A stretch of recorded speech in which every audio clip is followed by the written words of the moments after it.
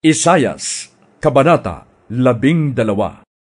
Sa araw na iyon ay aawitin ng mga tao ang ganito: Yahweh, ikaw ay aking pasasalamatan, sapagkat kung nagalit ka man sa akin noon, nawala na ang galit mo ngayon, at ako'y iyong inaliw. Tunay na ang Diyos ang aking kaligtasan. Sa Kanya ako magtitiwala at hindi ako matatakot. Sapagkat ang Panginoong Yahweh ang aking kapangyarihan at kalakasan.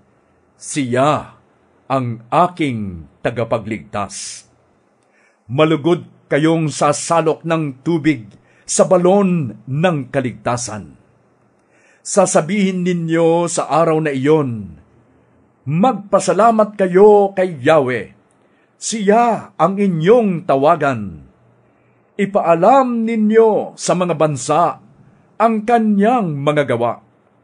Ipahayag ninyo ang kadakilaan ng kanyang pangalan.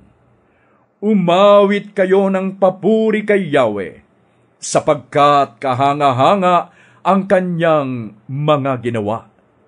Ibalita ninyo ito sa buong daigdig.